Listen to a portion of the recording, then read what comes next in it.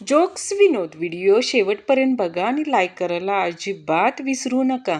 स्थळ सदाशिवपेठ. बाबा, अंगणात एक कुत्रा आलेला आहे. त्याला एक पोळी आण. चिरंजीव, पोळी शिल्लक नाही बाबा. बाबा, मग एक दांडकान. आपल्या अंगणातून कोणी काही खाल्ल्याशिवाय गेलं नाही पाहिजे. 2 दिवसानंतर शुद्धीवर आलेला जखमी भटजीला त्याचा मित्र भेटायला आला. मित्र, काय हो, अपघात झाला की काय? भटजी, छे छे, अपघात वगैरे काही नाही. घरी करवा चौथची पूजा होती. बायको चाळणीतून मला बघत होती. तेव्हा सवयीप्रमाणे गडबडीत बायकोला एवढंच म्हणालो की लवकर आवरा, अजून 2-4 ठिकाणी जायचं आहे.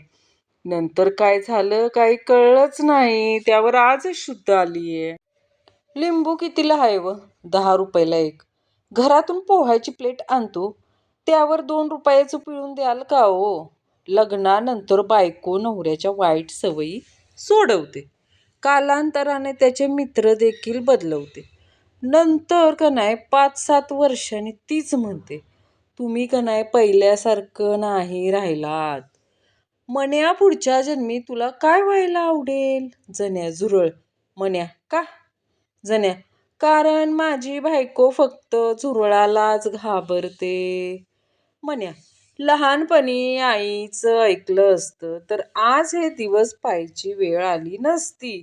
जण्या, काय सांगायची तुझी आई? मन्या, जर ऐकलेच नाही तर मला कसं माहीत असणार काय सांगायची ते.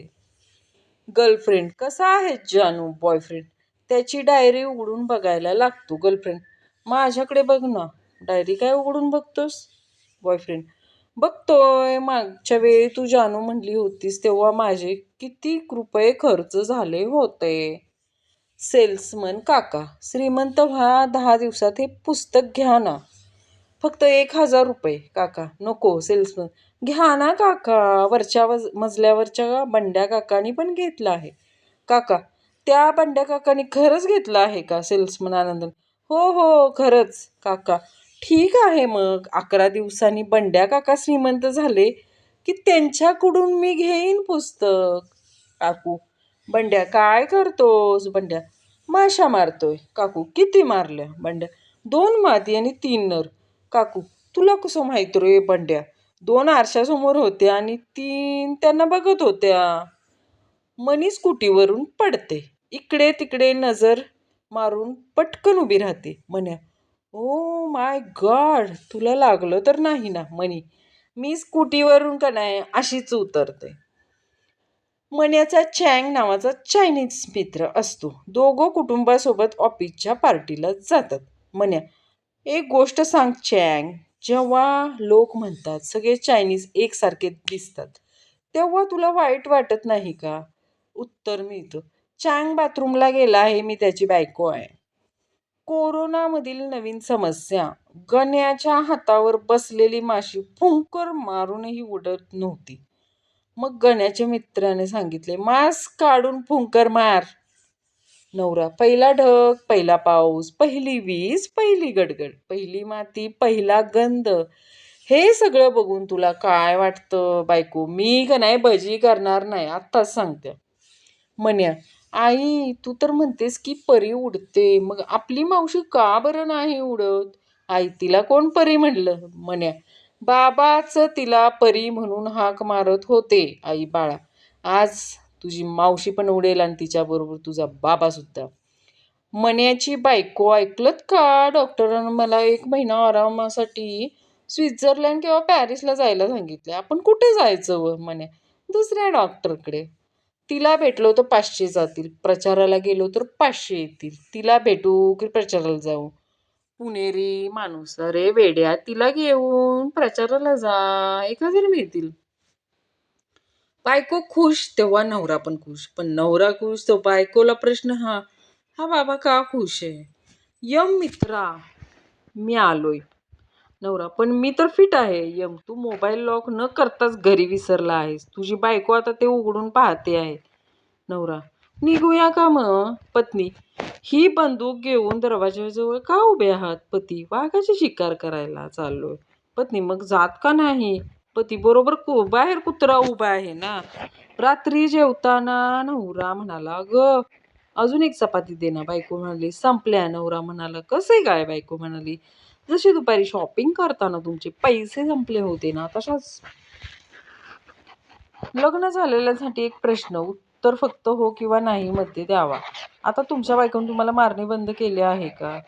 काल मला 10 जणांनी खूप मारला. म्हणता, मग तू काय केलं? म्हणता, मी म्हटलं, साल्यानो दम असेल तर एक एक जण या. संता मग म्हणता, मग काय सगळ्यांनी एकेकाने येऊन परत मारलं. पोलीस, सिग्नल दिसत नाही का?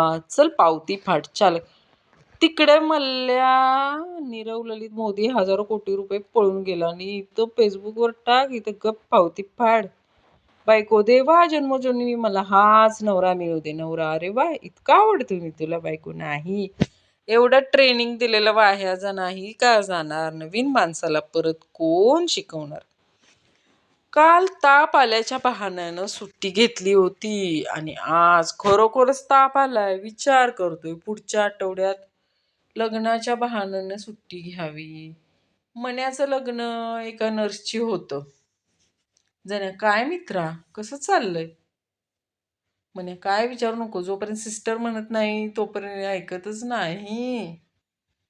घटस्फोटाचं प्रकरण कोर्टात सुरू होतं. कोर्टाने नवऱ्याला आदेश दिला की अर्धा पगार बायकोला द्यावा लागेल. नवरा खुश होऊन म्हणाला, अरे वा, म्हणजे निदान अर्धा पगार तरी माझ्याकडे राहणार.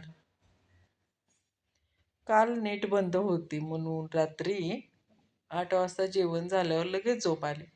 घरच्यांनी उचलून दवाखान्यात नेलं. म्हणे, आमचा पोरगा रात्री 2-2 वाजेपर्यंत जागतो, आज बेशुद्ध का झाला? म्हण्याची बायको, कुठे म्हणे, ऑफिसमध्ये आहे.